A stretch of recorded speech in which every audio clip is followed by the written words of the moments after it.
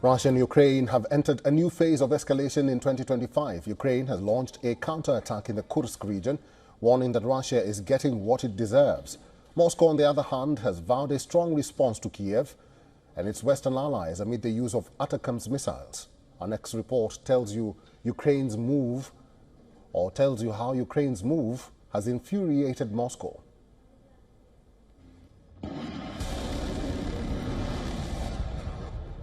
Ukraine's attack on Belgorod with US-made ATACMS missile is triggering a deadly threat from Moscow. Russia has warned that it will hit Ukrainian capital Kiev with hypersonic missiles. The US Lockheed Martin-made ATACMS, each costing $1.5 million, are fired from M142 High Mobility Artillery Rocket System, or HIMARS. Ukraine had used the 300-kilometer range missiles earlier on Russian-occupied territories, but now by using them on Russian soil, it has significantly escalated the conflict. Outgoing U.S. President Joe Biden allowed Ukraine to use the missiles last November after Russia began deploying North Korean troops in the war. Just days after Biden's approval, Russia responded by firing the Oreshnik missile in Ukraine's Dnipro region. Alongside firing the ATACMS, Ukraine also unleashed attacks on Leningrad and the Kursk region, claiming it caused significant Russian losses.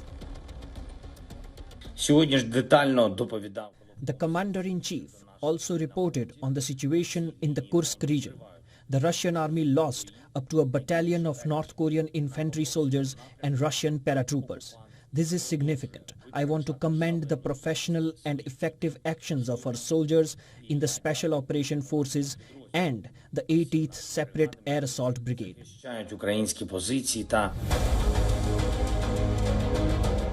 Russia has retaliated, firing over 80 drones, including Iranian Shahids, at Ukraine. Kiev says it intercepted 34 drones in the attack that caused damage in Chernihiv and Sumy regions.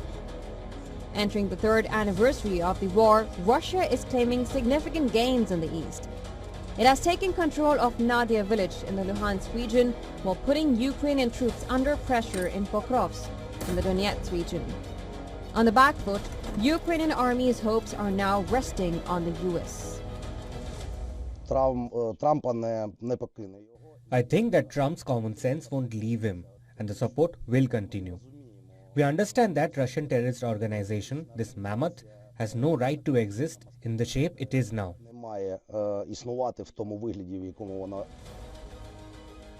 But the incoming Trump administration has left Ukraine with a lot of concerns.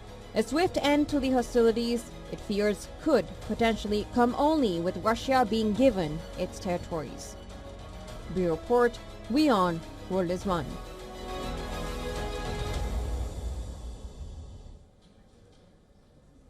Dr. Glenn Diesen is a professor of international relations at the University of Southeastern Norway. He's now joining us live on this broadcast from Oslo, Norway. Dr. Diesen, good to see you and Happy New Year to you. Is it possible to understand what really President Volodymyr Zelensky wants? On one end, he's asking for a diplomatic way to end this war, but on the other, he's still provoking Moscow. Yeah, no, I think, well, he still wants to continue a long war, and I think this has been quite clear because he keeps warning against a peace, which would be too rushed. So again, this is what the Americans were indeed pushing in the beginning of 2022 when they sabotaged the peace agreement in Istanbul. As Zelensky himself recognized back then, the Americans and other Western countries wanted a long war because they could drain Russia, with using and of course then destroying as well Ukraine. But now that it looks as if Ukraine has no more to give, it appears that there's more and more resistance in the West to continue this war, then especially with Trump. But I think what Zelensky wants is definitely to continue this war. And in regards to this ATACMS, it has to be pointed out that for more than 2.5 years, the US didn't attack with ATACMS because it was considered too dangerous of an escalation. Only after Trump won, the United States began to attack with these Attacker missiles.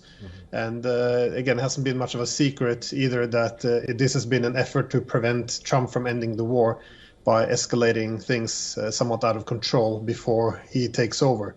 So it's a very dangerous situation the next 2+ weeks that's left of the Biden administration. Let's talk about those dangerous weeks that you speak of, Dr. Deason. What is the short-term effect or impact of this counterattack by Ukraine? Well, it didn't have that much of a damage, it appears. According to Russia, all 8 ATACMS missiles against Belgorod were claimed to be intercepted. Now, but what makes this so dangerous is that Russia considers this to be a direct NATO attack on the Russian Federation. We keep referring them to simply supplying weapons.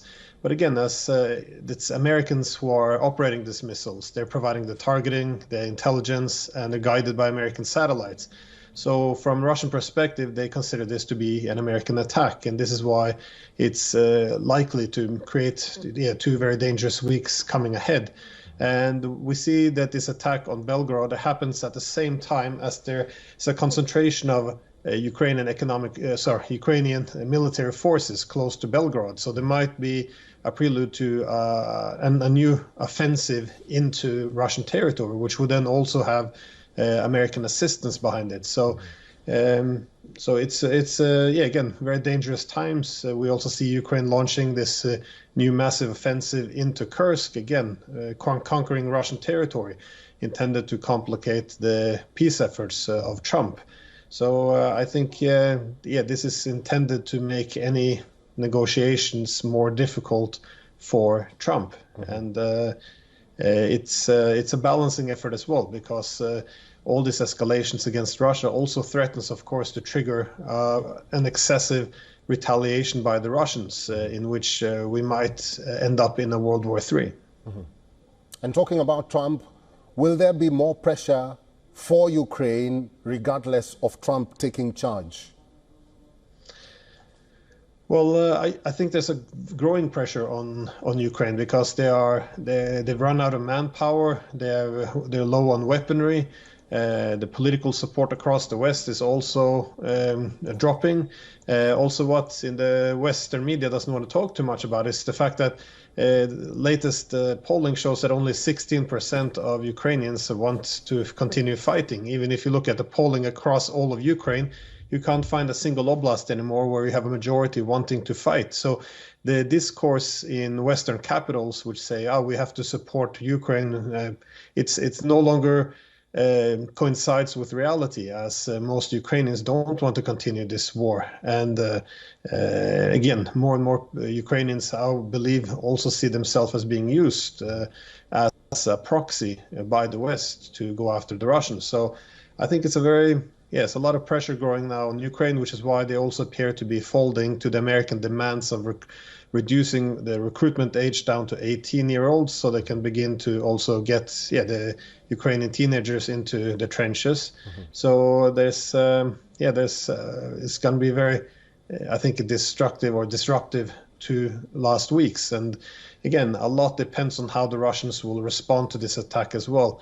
I wouldn't be surprised if we'd see Oreshnik missiles with warheads this time being used against Ukrainian territory, maybe even Kiev. I hear now some chatter in Russia about perhaps the need to remove Zelensky, given that he would resist all efforts of ending the war. So there could be some immense escalations on both sides before Trump takes power. All right. Dr. Glenn Deason, as always, thank you very much for your insights and for talking to us today. Thank you. For all the latest news, download the WION app and subscribe to our YouTube channel.